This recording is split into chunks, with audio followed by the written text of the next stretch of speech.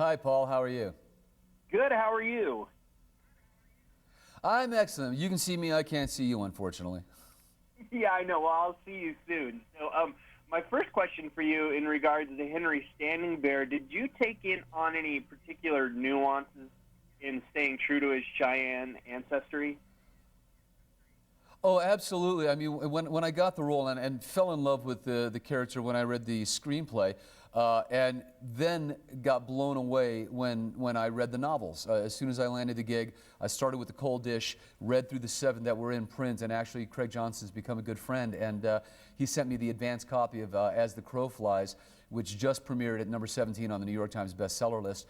So I had all of that history, that resource material to draw from, to help create Henry. But then I realized, I'm representing a real facet of our community, and that's the Cheyenne Nation.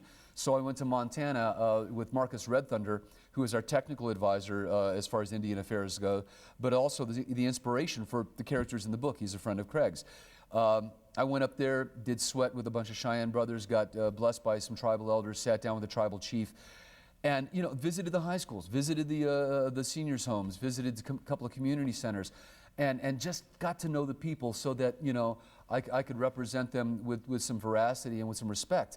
And the other thing is, Craig just provides you with such incredible material in the novels, and it's happened a couple of times where there's a line that they will write, and I go, well, I'm sorry, Henry wouldn't say it that way. One of the interesting things about his syntax is that he never uses contractions. It's not because he's Native American, it's because he appreciates and elevates the language. The character actually went to Berkeley, according to the books, and so all of the contractions are taken out, and every time we have a table read or something, or a director will come up to me and say, can you say it's or what's? Or I said, no, Henry would say it is or what is. It's fun to create a character that speaks differently, looks differently, comports himself differently than anybody else on TV. Well, do you feel you have more creative control over this character than any character you've had before? It sounds like you have a lot of input into what you're bringing to the screen here.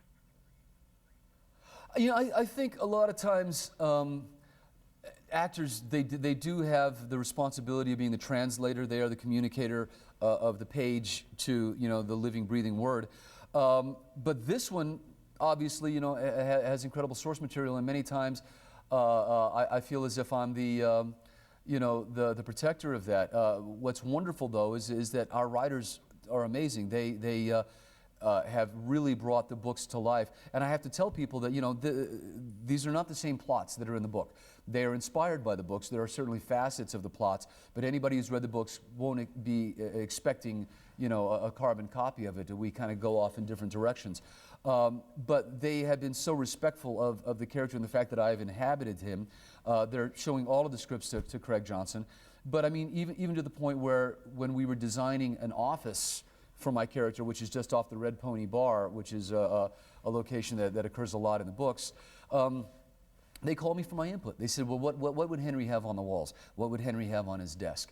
And so I do feel incredibly included in the creative process, of this script. They tend to come to us so perfectly that I have very, very few notes, but every once in a while I can make an adjustment to a line, or I can suggest an article of clothing or something that I would feel is appropriate, and it's just proved to be a wonderful environment to work in. I mean, our cast is fantastic. Our crew, many of them I work with on Young Guns and Young Guns 2, so I mean it's a real family warm environment, and I think the celluloid sees the heart. You see that kind of chemistry. You see those kind of relationships, being played out on the screen. And Robert Taylor, you're playing best friends with him, and you're lifelong best friends. What was the process of finding that relationship? Was that something you guys kind of created before you got to set, or is that something that happened as soon as you got in front of the cameras? Sometimes you just get lucky, and a lot of people, they don't realize you could have a love scene on day one with a woman you were supposed to have been married to for 20 years, and you just meet the actor the day before, or sometimes the morning of. And as an actor, you have to create that instantly. Robert lives in Australia, so I actually did not get to meet him until we started filming, although we did have, you know, a few days of rehearsal and whatnot. But the way I like to characterize it is that he's been around a long time. You know, I've been around a long time. We've both done a lot of work and therefore have a mutual respect for one another. And there was this ease. We didn't have to create anything. We had this automatic trust, this sort of intrinsic respect for one another, and it comes off on the screen. And when you have great words, you know, to write, you just have to, to say, you just, commit to them. And our chemistry was palpable to everyone, from Jump Street. So I'm actually really proud of the relationship, and he and I have grown incredibly close since then. And you brought up Young Guns and Young Guns 2. I have to ask, I've talked to Dermot Mulroney a couple of times, and he's all for a reunion, a Young Guns 3 with Chavez and Dirty Steve as a spirit guide. Would that be something you would ever do if somebody approached you with a script for that? I have been asked many, many times if we're ever going to do a Young Guns 3.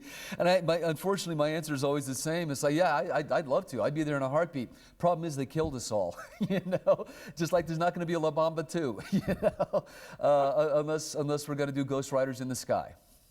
Well, but if you look at Chavez's actual history, he didn't die, and there's a loophole in the end of that Young Guns 2 that maybe you didn't die. Right? No, I mean, it's very true. The real Jose Chavez lived a very long life, and it's rumored that he is the guy that carved the word pals into Billy the Kid's tombstone.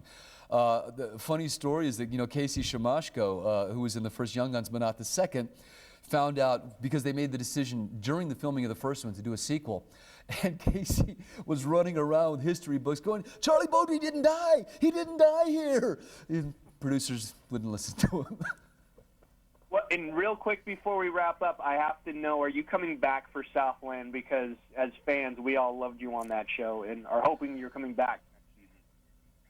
Well, as fans of Southland, there's a lot to look out for in Longmire. C. Thomas Howell, Jamie McShane. This episode we're shooting right now, Sean Hattasey guest stars. And part of the reason is that Chris Chulak, directed our pilot and has directed 2 of the episodes since. And Chris is an exec producer and director on Southland. So I know they got renewed. I know Chris would like to have me back. I would go back in a heartbeat. I loved that role, and I have such immense respect for that cast. So it was a great honor to put on that uniform and hang out with those guys. Okay, thanks, Lou, and hope to see you on Aquabats again too.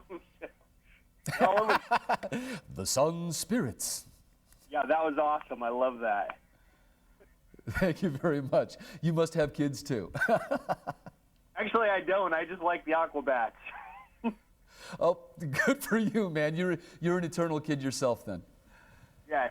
Well, I'll see you